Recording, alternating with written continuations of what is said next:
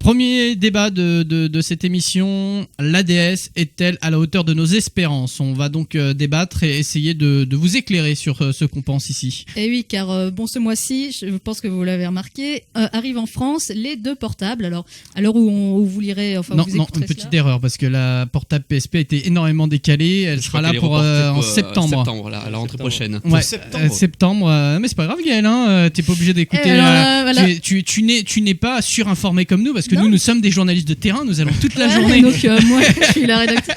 Non, alors voilà, bon. La PSP, donc je te dis, a été décalée en septembre parce qu'ils n'arrivent pas à fournir déjà au Japon, d'accord, donc ni aux États-Unis. Donc ils ont préféré pour l'instant attendre pour septembre pour l'Europe. Et ben voilà, donc je viens de l'apprendre. Bah oui, mais en fait, en même temps, je vous concocte un petit DVD sympathique. Ça fait un petit moment que je suis dedans. Ça, autant dire qu'il faut que vous sachiez, c'est qu'en plus, Gaëlle s'occupe du DVD, puisqu'elle fait surtout partie du multimédia. Elle s'occupe d'Hardcore Gamer en tant que rédactrice en chef. Mais donc, elle a été dans elle a béni dans un autre univers. Voilà, là, pendant 3 semaines, ça a été annoncé il y a 5-6 jours. Voilà, hein, donc bon, voilà, j'étais complètement déconnectée pendant ces jours. Et comme elle n'a pas dormi pendant 5-6 jours et qu'elle ne se fait pas réveiller par un réveil radio, donc elle n'a pas pu savoir la chose. Mais en tout cas, on va quand même parler au niveau de la DS pour savoir si la DS est à la hauteur de nos espérances. Et on va pouvoir aussi faire un débat sur la PSP puisqu'elle est quand même sortie, donc on y a joué et on sait ce qu'elle vaut. Exactement. Voilà, donc on va pouvoir vous en parler un petit peu plus. Alors moi j'ai appris un truc sur la DS. Est-ce que c'est une vraie information ou pas? Il paraît qu'elle a été fabriquée très vite et donc il y a beaucoup de problèmes avec les écrans tactiles, etc. Alors la DS. La DS, oui, Yvan, c'est pas toi qui m'avais dit que tu avais quelqu'un. Effectivement, qui avait une de mes connaissances a peut-être pas vraiment pris soin de son écran et s'est retrouvé un petit peu avec des pixels qui sautent, non? C'est pas ça? C'est pas les pixels qui sautent, c'est vraiment le toucher sur l'écran qui se retrouve imprécis. On a beau forcer parfois, on arrive trop à contrôler. Je pense que c'est les débuts, hein, comme la PlayStation 1 qui est sortie, comme toutes les nouvelles machines. Hein. Donc il faut vraiment en prendre soin, quoi. Y aller, c'est surtout pas comme une malade. Pas prendre un cure-dent à la place du stylet, surtout, quoi. Oui, c'est pas une bonne idée. J'ai vu que pour un jeu qui s'appelle Naruto qui va sortir sur DS, justement, il prévoit de faire un stylet en forme de kunai. Donc, sympa. C'est sympathique, mais légèrement pointu. Mais bon. Alors, quelles sont les qualités, les défauts de cette machine et quelles ont été vos sensations et vos émotions quand vous l'avez eu entre les mains? Déjà, je pense, on peut-être poser la question, parce que nous sommes déjà 5 ici, qui possède une DS au jour actuel? Donc voilà quoi. Un passionné de DS, donc. Oui, non, pas spécialement. D'ailleurs, on vous l'a pas présenté parce que là, nous comme ça, on passe sur le débat, mais il y a Nabeuge qui est venu spécialement pour le débat sur Portable Attack, qui est venu spécialement sur le débat sur les portables. Donc bonjour Nabeuge. Hein. Bonjour tout le monde, je suis très content d'être ici. Oui, parce qu'il faut savoir, c'est que les rédactions chez nous, c'est pas comme dans les autres groupes de presse, tout se mélange, on est assez proches les uns des autres, donc vous avez une personne d'Hardcore Gamer qui vient sur Portable Attack et vice versa. Pour les émissions de radio, c'est vraiment suivant les affinités des débats et des jeux qu'on vous présente en fait. Voilà, donc en même temps, oui, donc notre journaliste de Portable Attack, évidemment, il possède une DS, forcément. Donc. Ouais, ça va de soi. Tout à fait. Et il a peut-être une PSP aussi, non? Non, j'investirais pas 249 € pour avoir un truc qui pète. Et pourquoi ça? On parlera de la PSP après. À première vue, on a un fan de la DS, donc alors on t'écoute. Je suis pas un fan de la DS, mais à première vue, oui, elle t'a séduite. Oui, j'ai été séduit par une certaine préférence. Oui, exactement. Voilà. Qu'est-ce qui t'a séduit dans la DS alors? Déjà, son nouveau gameplay, donc avec bien sûr l'écran tactile qui permet de nouveaux horizons et aussi de faire revivre des nouveaux genres de jeux comme le jeu d'aventure à la point and click. Tu penses à Another Code? Another Code, ouais, surtout que j'attends de pied ferme. Et aussi qui est sorti au Japon. Oui, voilà, vous pouvez voir la vidéo d'ailleurs dans le dossier. Et je trouve que par exemple par rapport aux FPS, les FPS les consoles et plus précisément consoles portables ont rarement été bien exploités et c'est pas un bon format, mis à part à l'Odo sur Xbox. Il faut peut-être quand même préciser que... déjà je comprends pas comment on peut jouer à un FPS sans souris, hein. Ça c'est un truc sans souris, sans clavier. Et c'est justement là que le DS fait fort, c'est que le stylet permet d'avoir cette sensation en fait. D'avoir la précision d'une souris sur PC. Il faut dire quand même que des FPS sur portable, il n'y en a pas des masses. Oui, mais avec Metroid Prime Hunter. Voilà, il y a seulement celui-ci qui effectivement... qui déchire bien, il faut le dire. Voilà, on va dire ça comme ça. C'est vrai qu'en plus pour contrôler la Samus en version boule, là c'est sympa quand même le style. Ouais, le Morph Ball, il est vraiment sympa. Oui. Donc en version boule. En version boule. Voilà. En version boule. On s'habitue à la version boule. Voilà. C'est parce que God of War et tout. Des gosses, des boules. On va dire, mais dès qu'il y a une fille qui est dans l'émission, c'est grave comme ça dérape. Donc, mais non, alors la DS, ça veut dire, c'est vraiment une autre vision du jeu vidéo que la PSP, quoi. Là, on surfe sur vraiment l'innovation au niveau du gameplay plus qu'au niveau de la technologie, quand même. Même si cette innovation du gameplay s'appuie quand même sur des innovations technologiques. C'est vrai qu'au niveau des graphismes, par exemple, actuellement, le seul jeu, à part Metroid Prime, mais qui est qu'en version démo pour l'instant, c'est Super Mario DS qui exploite, on va dire, le mieux la 3D de la console. Mais c'est vrai que graphiquement, j'ai pas été époustouflé ou quoi que ce soit, quoi. C'est plus le gameplay qui t'a plu. Voilà, c'est ça, ouais. Faut dire ce qui fait peur, c'est quand on voit Ridge Racer sur PSP et Ridge Racer sur DS. Bon, ça y a pas photo. Non, je suis totalement d'accord. Mais attention, attendez, il faut quand même qu'on remette les choses dans le débat. La DS n'est pas une concurrente du tout de la PSP, puisqu'ils vont présenter une console portable Nintendo qui va être en fait la concurrente directe de la PSP. Voilà. Là, pour l'instant, je crois que c'est juste une gamme au-dessus de la Game Boy Advance. Là, ce qu'il faut préciser, c'est que Nintendo DS, c'est un concept de Nintendo. Ils ont voulu essayer de voir ce que ça donnait et si ça peut marcher, si ça peut intéresser. Actuellement, ça a l'air de bien marcher. La console se vend très bien. Mais oui, pour un concept, c'est déjà pas mal. Déjà, je tiens à dire quand même que Nintendo, pour une fois, fait des efforts niveau marketing. Ouais. Surtout, c'est vrai que d'habitude, ils en font pas trop. Hein. Voilà. Et dernièrement, par exemple, récemment, les pubs à la télé de Nintendo DS sont quand même assez courantes. Et je dois avouer aussi. Elles sont sympathiques en plus. Voilà, tout à fait. Et Nintendo, qu'on remercie, communique pas mal dans nos magazines aussi. Donc ça prouve qu'ils font de grands efforts et qu'ils ont des choix de qualité. Tout à fait. Voilà. Mais non, mais c'est vrai qu'il y a ces concepts-là, quand même, on le voit beaucoup dans les jeux comme WarioWare, dans les jeux comme le prochain Castlevania, là, quand on voit comment le stylet permet justement d'interagir avec le décor. Voilà, pour interagir. Vous pouvez voir sur la vidéo, d'ailleurs, vous allez voir pour détruire les blocs, etc. Enfin, il y a vraiment plein de choses. Il y a le PictoChat chat qui est sympathique. Ouais, on l'a essayé d'ailleurs. Voilà, donc hier, nous avons fait une petite démo. Là, il y a vraiment plein de choses. Il y aura de très bonnes idées. J'évoquais tout à l'heure avec Gaël la sortie prochaine d'un dictionnaire de japonais-anglais en fait.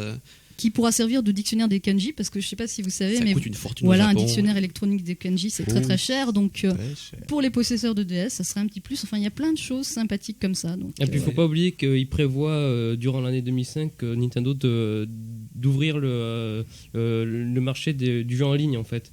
C'est-à-dire de pouvoir jouer gratuitement grâce au Wi-Fi. De jouer en ligne avec d'autres personnes directement. Oui, non, mais il y a plein de choses qui sont vraiment. Moi, j'ai vu une pub comme ça où en fait tu vas dans un bus et il y a un autre joueur qui joue et hop, tu te connectes automatiquement sans le savoir, sans savoir où il est dans le bus, etc. Ça peut être sympa. Voilà, il y aura des choses comme ça, un peu comme dans les aéroports. Déjà, il y a déjà dans les lounges là quand on attend l'avion, toutes ces connexions Wi-Fi. Enfin bref. Voilà, donc j'aime bien. Mais d'ailleurs, je trouve que Nintendo est bien plus forte sur tout ce qui est console portable que console de salon. Console de salon, ils ont vachement plus de mal. Expérience quand même en matière de console portable. Parce que la N64 elle a pas marché. La GameCube mitigé la N64 a trouvé son marché auprès des jeunes joueurs. Ouais, mais par rapport à la PlayStation, quand on compare avec le concurrent, il y a pas photo. Ils ont eu de grosses erreurs de Nintendo. Après, il faut toujours voir la cartouche. Ouais, c'était complètement... ça les a tués. Là-dessus, ils ont fait une très grave erreur. Parce qu'ils pensaient que ça empêcherait le piratage, etc. Mais ça n'a rien empêché du tout. Ça n'empêche rien. Alors justement, comme on parlait de Nintendo, là, vous allez voir dans les vidéos, en fait, quand vous allez surfer sur votre DVD, vous allez voir que tous les jeux qui sont quasiment présentés dans ce dossier DS, en fait, sont développés par Nintendo. Donc très peu d'éditeurs tiers quand même pour ce lancement. Pour l'instant, effectivement, très peu d'éditeurs tiers, mais il faut savoir que par contre tous les jeux Nintendo utilisent véritablement l'écran tactile. À peu près. D'ailleurs, un petit peu trop. J'ai l'impression qu'on ne joue plus qu'au stylet. Mario 64. Mais je sais pas si moi je me vois pas jouer avec un stylet, c'est bizarre. Mais surtout dans le métro. J'ai essayé. J'ai essayé pendant 5 minutes une sorte de jeu, je sais pas le nom, où en fait on fait des nuages et il y a le Mario qui. Yoshi. Ah oui, c'est Yoshi, c'est Shengo. Voilà. Je vous avoue qu'au bout de 5 minutes, ça m'a gonflé grave. Je veux dire. Non, mais donc après, c'est vrai que je suis pas un joueur spécialiste, je suis pas un passionné non plus de console, puisque moi je joue plutôt sur PC. Dommage, je suis désolé. Mais c'est vrai que quand j'ai joué, le stylet au bout d'un moment ça m'agace quoi. Sinon à la place du stylet on peut utiliser son pouce grâce à la Dragon. Mais est-ce qu'on peut utiliser la manette? Non, c'est le stylet obligatoire. Non, disons qu'avec la Dragon tu n'y vois plus l'écran, c'est un petit peu dommage. C'est ça le problème par contre. Mais en fait certains jeux utilisent les deux possibilités, soit la croix directionnelle physique, d'accord, soit le stylet quoi. Comme Rayman DS ou Super Mario. La plupart du temps quand on a choix entre les deux on utilise plus le stick que le stylet. Voilà, mais le problème c'est que la croix elle est pas top quand même. C'est le grand problème par exemple de Mario 64, vu que le stick n'est pas analogique, souvent on saute à droite, à gauche et on tombe là où on veut pas tomber. Et pour un jeu 3D, ça la fait pas. Donc elle a quand même, donc c'est encore mitigé. Alors quelle est votre impression? Ils ont encore besoin d'une maîtrise, ça veut dire ça va évoluer, je pense. Ils vont adapter tous les jeux par rapport à ce genre d'handicap en fait. Il a de très bonnes idées, je pense, à des jeux où on doit opérer des patients avec le stylet. Kenshui. Voilà, il y a celui-ci. Mais celui-là, je sais pas s'il sortira en France. Ça serait vraiment dommage. D'ailleurs, c'est un produit purement japonais. Ouais, exactement. C'est un produit purement japonais, mais la dernière fois, je surfais sur un site qui parle exclusivement de science. Et c'est marrant parce qu'il y avait un article justement sur ce jeu où il disait voilà, et encore un jeu qui dommage, et un jeu vidéo pour une fois qu'il y a des jeux tellement intéressants, il sortira sûrement jamais en France. Des apprentis docteurs avec ça. Non, mais bon, comme quoi des fois ça sort un peu des frontières des fans, etc. Mais bon, sinon au niveau du design, alors qu'est-ce que vous en pensez cette vague rétro? Elle fait un peu plastique, hein. Ça fait un peu place cool. Je pense qu'on va se passer la parole un à un là-dessus, parce que je crois qu'on a tous notre avis bien fixe. Bon, je vais me donner la parole. Allez, vas-y, j'y vais. Bon, alors premièrement, je vais être méchant dès le début. Pour moi, ça ressemble à un vulgaire bout de plastique. Je dirais même plus, on dirait une console Hong Kong pirate. Plastique de mauvaise qualité, design vraiment très très peu attrayant. Vraiment l'atout de la console, c'est l'écran tactile. Vraiment. C'est peut-être là-dessus qu'ils ont investi parce qu'il fallait quand même qu'il y ait. Tu sais, quand on vend une machine, je crois, elle coûte 140 €, un truc comme ça. 149 €. Bon, il faut pas s'attendre à des miracles. Ils vont pas te mettre de l'acier. Et, tout est une question de production aussi. Oui, parce que s'ils te vendent une machine, et je pense qu'elle va exister, ils vont te faire une machine de luxe en acier très belle, et qu'ils vont te vendre à 350 €. Donc après, c'est le choix. C'est aussi l'accessibilité, quoi. Parce que tout le monde ne peut pas investir 250 €. Mais il y a déjà des versions collector, je crois, en plus de la DS qui sont prévues. Oui, déjà il y aura une gamme déclinée en toutes les couleurs. Il y aura sûrement des DS Pokémon. Ça on va en voir. De toute façon, je pense. Alors peut-être que je me trompe, mais je pense qu'à long terme, cette machine va être faite pour les enfants, c'est-à-dire pour tous les jeux éducatifs, etc. Parce que ce serait très très bien adapté. C'est vrai, pour les jeux éducatifs, ça sera super bien adapté. Mais c'est aussi une machine qui est quand même destinée aux gens qui en ont un peu marre des clichés traditionnels. Ouais, parce que là, on repart sur des jeux. Et je crois qu'ils sont revenus aussi, parce que je sais pas si vous vous souvenez, mais Nintendo a commencé avec les jeux Crystal Liquid. Il y avait déjà un double plateau à Donkey Kong, etc. Ça rappelle les Game & Watch. Voilà, et je pense qu'ils sont revenus à ce style de jeu. Mais il faut dire que la Nintendo DS plaît particulièrement au public féminin. Qui a été très touché apparemment par le Game & Watch. Ah bon? Moi je me rappelle très bien peut-être. Voilà, moi je me rappelle très bien d'un jeu Crystal Liquid avec un King Kong qui était orange d'ailleurs. Je me rappelle très bien l'appareil. Et ça a marqué ma jeunesse. Et donc je pense qu'ils ont et je pense qu'ils ont simplement voulu revenir à ce type de jeu avec un double écran. Non, c'est vrai que le double écran. Il y a une très bonne évolution du gameplay qui est vraiment super attrayant à ce niveau-là par contre. Voilà. Donc voilà, en fait c'est vrai que c'est là où on peut pas trop la comparer à la machine de Sony, c'est que c'est vraiment un concept, quoi, un truc différent.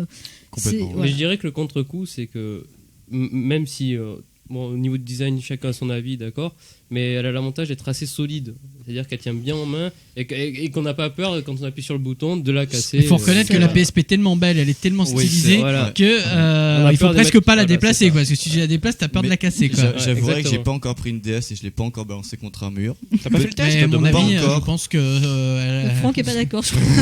Contre un mur, à mon avis, tu prends n'importe quel objet.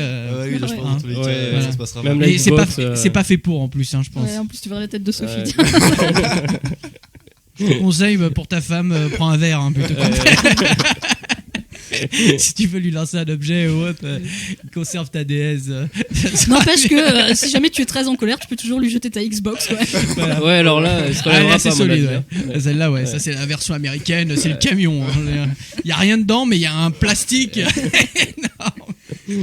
Là, j'ai les barbales de Microsoft. Donc voilà, sinon, je pense qu'on a fait le tour. C'est dur de faire le tour, mais de toute manière, vous allez voir en vidéo.